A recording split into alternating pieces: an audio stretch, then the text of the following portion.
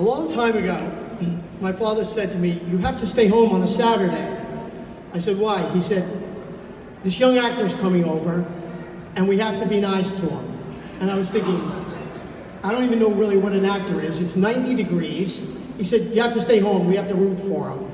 I figured, okay, well, the actor came over, and since then, the actor's done perfectly fine in the acting field. So I think my father was right about recognizing talent. The man I'd like to introduce, Mr. Robert DeNiro.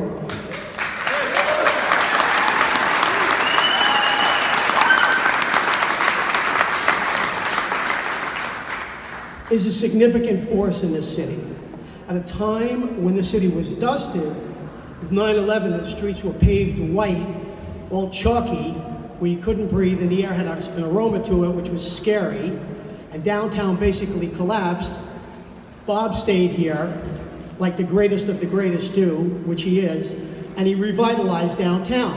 He started the Tribeca Film Festival, restaurants, hotels, and all the other things. But what's important is,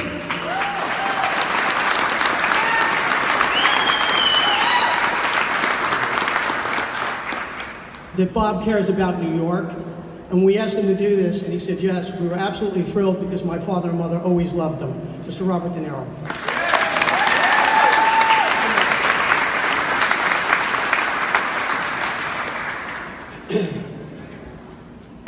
Thanks, Kevin. Thank you. Congratulations to all the winners and the honorable mentions, and thanks to all the high school seniors who took the challenge and entered this competition. The one characteristic that comes through of all of your work that I've read, and it's the same quality that was a feature of everything Jimmy Breslin wrote, is the truth. So what about the truth? What does the truth even mean today? I mean, if you're Donald Trump, it doesn't mean anything.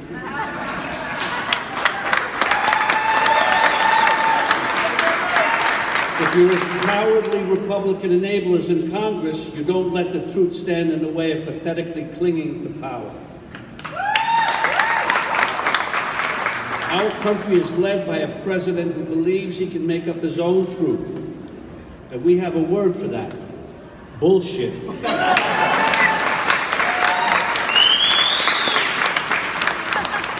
See, this is where you young writers have it all over me. You have the vocabulary to articulate precisely and eloquently.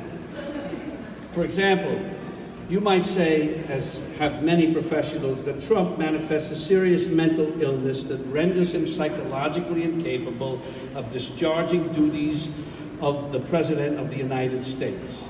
That he's afflicted with a narcissistic personality disorder, that he's a congenital liar, a mean-spirited, soulless, immoral, amoral, abusive, con-artist son of a bitch. Motherfucker.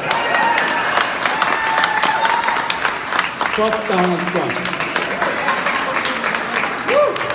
Well, and I say this because I'm not political, but I am now, and you guys are the future. We're in a dangerous situation in this country. You know, with Hitler, with other despots, people didn't take them seriously. They laughed at them. And then what happened? Turned around and it was too late. We can't let that happen in this country, and you guys are the ones to do it. Anyway, let me get back to the speech. For example, you might say, as have many, and I said all that, while I, without your felicity of expression, would probably just say something like, he's a fucking idiot. Another thing that impressed me so much about your writing is the bravery. And you'll need every bit of that courage, because along with your talent comes responsibility. You can change the world. You must change the world.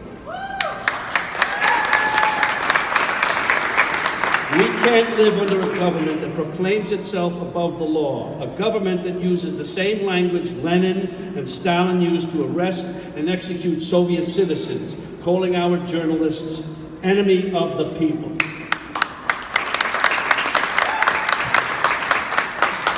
What about it? Are you enemies of the people? Of course you're not. Are you subversive? I hope so. And I bet you're also patriots. This event is a celebration of your accomplishments, but given the times, that it also has to be a call to action. Whether you follow in Jimmy Breslin's footsteps and become professional writers, journalists, filmmakers, or contribute to our society in other ways, you must fight against the bullies and the liars.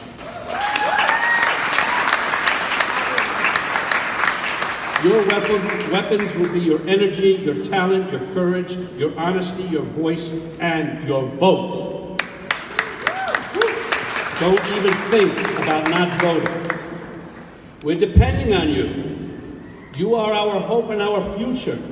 As our country has taken inspiration from the spirit of the kids from Parkland High School, today, we are taking inspiration from you. After meeting you and reading your work, I can see that you have the intelligence and depth to lead. I pray that you also have the commitment. Thank you, Kevin Breslin and the Breslin family for establishing this award to support, encourage, and reward good writing. And now, your top 3 winners of the Rosemary and Jimmy Breslin American Writer Awards. As I bring the winners up, each will read a short passage from their winning stories. Third place, and an award of $500 goes to Harper Cleese Barron of Brooklyn, Miami, for Swanson.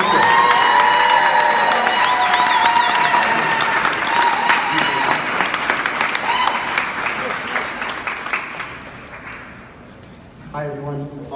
Before I start, I want to give a really